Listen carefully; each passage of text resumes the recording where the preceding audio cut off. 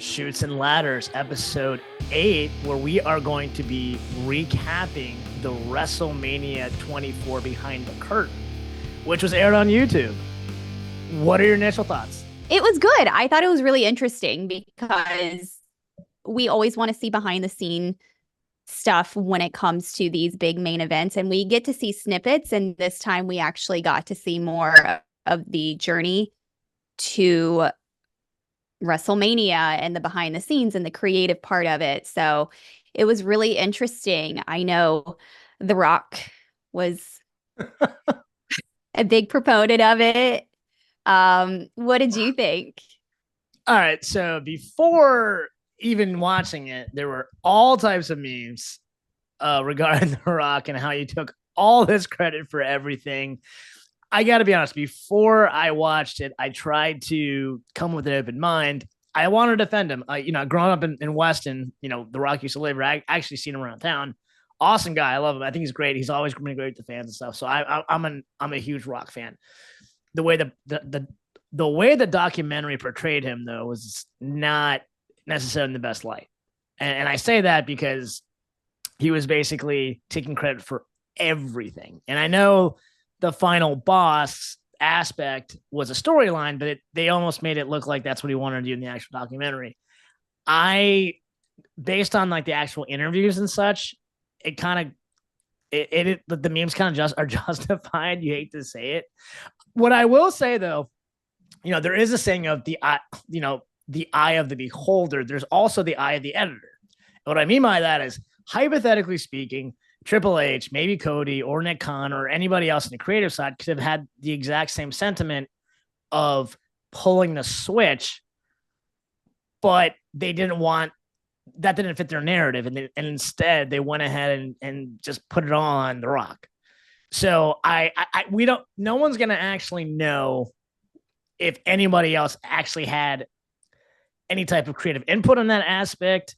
But according to the documentary, it looks like it was only The Rock. And I find that hard to believe. That was the funny part were the memes. That's what got me into wanting to watch that, because before, like I mentioned to you previously, I just kept seeing these memes about The Rock taking credit for everything. Like he let the Click go do the curtain call, which just made me laugh. And so I was like, I've really got to check this out.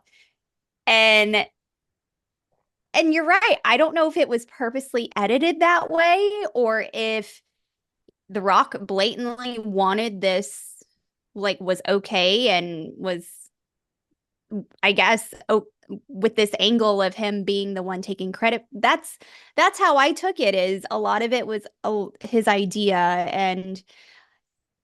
And one thing in the back of my mind is, I'm like, I know The Rock is very charismatic. This is who he is. He's very hands-on with his character and with the business, and that's why he's been so successful.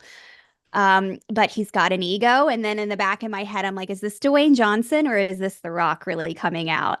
Yeah. Kind of thing. And it's great entertainment either way, but I just got a chuckle out of that with him. Through the whole entire thing. Yeah, I was laughing a lot about that. I was laughing a lot myself. So as far as the idea of fighting Roman Reigns, this is another interesting topic. They made it seem like this was the dream match that the fans actually wanted. I don't think the fans were necessarily as high on Roman as they kind of made it out to be. And, we could tell because they kind of booed. They were booing him for so long. So as far as having Rock versus Roman, yeah, it could have been cool, but was that a quote unquote dream match? I personally don't think so. I think even if that was a match, I think the fans would prefer to see The Rock kind of squash Roman.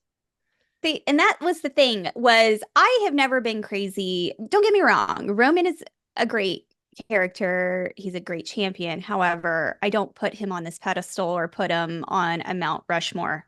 So I never in the back of my head was like, I have to have this match with The Rock versus Roman. Yeah, it would be cool. But, just because they're related, it's the whole bloodline thing and a generation thing.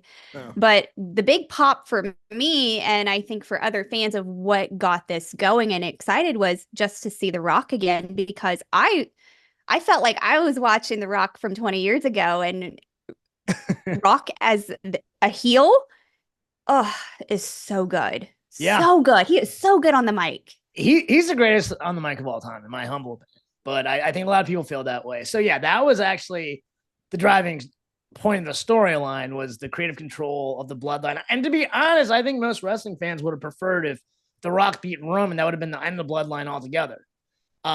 Yeah. So they decided to pivot and go the way they did, rightfully so. Now transitioning that I mean, first off, hats off to Cody for just handling it so professionally and saying, "Hey, look, if this is the way you want to go, I'll go ahead and do that too."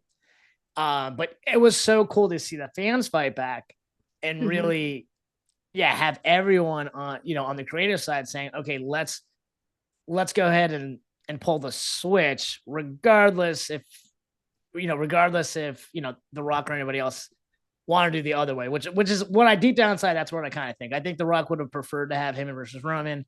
There was just too much of an outcry, and they were smart enough. And now we have social media, we have actual metrics with fans actually voicing their opinions and such, so they can pull a switch pretty seamlessly. And I'm glad that they did that. Same. I agree. And I'm glad they went that way. And I'm proud of Cody for standing his ground and handling the changes so quickly, but so professionally. He's a good company guy. Yeah. So he's going to do what's best. But what I love is, like you said, social media and the fans in the audience are more vocal now. So they can get a read on if they need to pivot or not. And they thought one way, and those Cody crybabies thought another. It's hilarious. But Absolutely. and that's what makes me really love Triple H behind creative is, 1 million%. for him to obviously have the background that he has, he understands it. He understands the evolution and following what the fans want and what's going to be at the end of the day best for the business, rather than is this really top guy, legend, Hall of Famer, is that really worth it, at this time? And we can always do a Rock match in the future. That's never going to not be a big deal. Exactly. So I can appreciate Triple H in control and also standing his ground, saying, this is what we need to do. We're going to go this route. Yeah, I totally agree. The other thing I kind of want to point out as well is it's actually kind of interesting. So they pulled the switch. They decided to do a night one, night two, which they knew they were going to do anyway. What's kind of funny is, in theory, they still could have had Cody in that title match, and The Rock versus Roman Reigns as a title match also. Mhm. That's what's kind of almost hysterical and comical about the whole thing, is they could have done that anyway. They could have done Rock and Roman night one and Cody on night two, really Exactly. technically, but instead and I get it, doing the whole tag team and then bloodline rules kind of thing. I get it. Yeah. I don't know, but I just see in the future Rock coming back and doing something completely different. But man, it was so great to have him as a heel. Yeah. And God, he's so he's so great. So, okay, you know what? This is another interesting topic. Hypothetically speaking, Cody won the Rumble anyway. If he would have beat Seth Rollins and The Rock versus Roman happens, The Rock probably would have won. Yeah. Would that really have watered down him finishing the story? That's another interesting topic as well. Are you talking about Cody's story? Yeah. I think it would have overshadowed and not given him what he really needed to end with an oomph Yeah. kind of Correct. thing. Correct. And I agree. And I think that's part of the reason why the fans had so much of a backlash, because in theory, he could have won the title anyway. And that it's still technically a world title. So he would have finished the story. It obviously would have been on night one, not night two. Seth Rollins was hurt anyway. So that would have been interesting as far as like him conquering, his journey against an injured wrestler. So in a Yeah, weird way, the whole thing worked out. I mean, obviously Obviously Drew McIntyre wins and then he gets screwed over. And again, so that storyline was actually wouldn't have happened to you anyway. But so all in all, it seems like this definitely worked out for the best of everybody. Yeah, I thought I'm really glad they changed everything, and I don't know, I just feel like The Rock really had his hopes up and really thought that was really like the main event. And I get it. He is always going to be a main event regardless of what, you know, PLE he's a part of and what storyline. But I think at this time it was 2 years in the making. Just I'm glad they finally let Cody finish with the ending that he deserved. And now, with The Rock, he can come back and, maybe they can build something off of, Roman coming back and then new bloodline versus old bloodline. I can see Yeah, that maybe for Mania. I don't know. yeah. It seems like that's the direction. I mean, more probably Roman Reigns will get involved in SummerSlam somehow.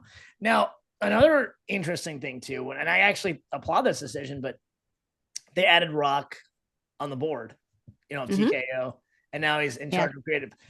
I actually applaud this. I think this is great. I think part of the reason why people love Triple H so much is he's not just a suit. He's been a wrestler, and he understands the business aspect of it too. So the fact that he can do both. So adding another guy, especially as someone as legendary, so adding someone as legendary as a Rock, this only solidifies the direction, their overall direction they're going, and he can play producer because he knows what he's doing. So I think I applaud that decision. I love that. I love that they're taking into consideration hiring internally. Those are always the best. It's the ones that have worked their asses off and built the name and built the business that I feel like those are the best ones to be in charge. I mean, look at Triple H, look at Shawn Michaels. Yeah. Now, The Rock, I mean, they were it 20 years ago, 30 years ago. I wouldn't think of anybody better. Another person that actually mentioned a lot in the documentary is Nick Khan. Mm-hmm. And it seems like Nick Khan handles a lot of like the actual business aspects of wrestling. What I actually, again, I'll applaud just the company and even Nick Khan for this.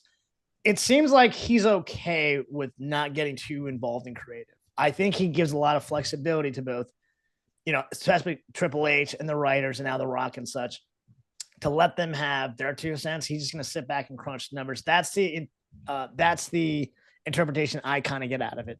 Do you kind of agree or?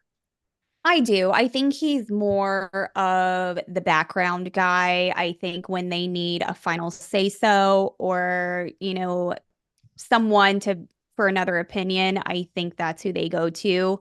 And I to be like I said, I think that's the way it should be really is those that have done it and have earned their spot and have that history and knowledge on the ins and outs. I think those are the best ones in control. Yeah, 1,000,000%. So now transitioning over as far as final thoughts goes, as far as what's Cody's storyline going to be? Do you think Cody's going to face The Rock at the next WrestleMania? Is he going to drop the title before? Do you have any particular prediction? In my head last night, I think something completely different is going to happen. I think he's not going to worry. I mean, there's still going to be some bloodline residuals floating through there. But I think Randy is going to turn heel on him and go after his title and try to hit number 15, which would be the record title. So I'm actually going to double down on that. I'm actually with you. I think Randy's going to turn heel. It's too obvious. Yeah. And I think Randy prefers to play heel anyway. He's such a beautiful heel. Absolutely. I think Randy's going to turn heel. He's going to find a way. He's going to win the title. John Cena's going to win the Royal Rumble. John Cena's going to fight Randy Orton.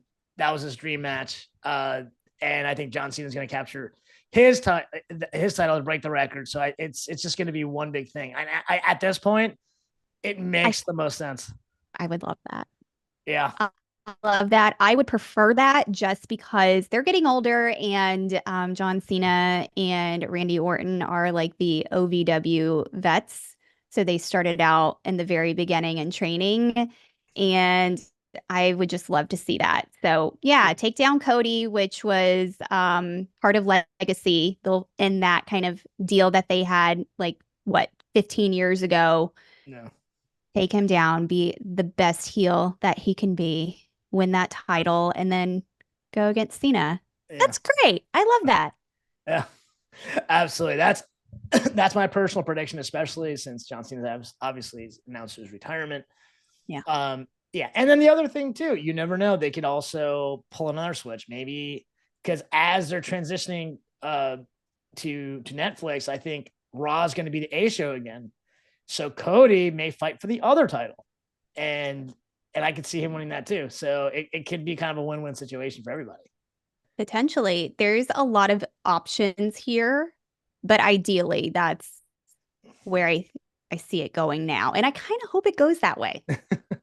Absolutely. Okay, that being said, what about The Rock? Next return Wrestlemania as far as in ring? Do you think he makes other appearances before? I'm pretty sure he will, but what do you think about him? He's definitely going to return. I think Roman's going to come first. And then, we're going to build up Roman. And then I think when something happens with Roman and Paul Heyman's going to come back with him, that's when The Rock is going to step in. So I would say by the fall, Sure. Maybe right before Rumble, I think that's when it's going to start to build up for Mania. Absolutely. What about Roman? What about Roman Reigns? I think he comes back for SummerSlam and interferes somehow. Yeah, because he's been gone for a little bit. And that's the next real big one is SummerSlam. Maybe, most likely. I can feel it because the bloodline right now, they're just a bunch of little punks. So yeah, that would be great to see Roman take them down or at least start them and then get, maybe the Usos back involved. And yeah, that'd be nice. Absolutely. Yeah, it'll probably be like kind of what you said earlier, old bloodline versus new bloodline, possibly at Mania. Maybe Rock versus Roman this time. I mean, there's so many different things he can do. So, and I would be okay with that. And, that could be like the final boss, final head of the table type of match. I would be okay with something like that. All right. That concludes this episode. Please like, share, and subscribe. Our next episode, we're actually going to do Time's Up, Time Out. Basically going to be a synopsis on wrestlers that have kind of disappeared. And are they injured or are they ready to leave their current promotion or just maybe hanging up altogether? Thank you so much. Have an awesome day. Bye, friends.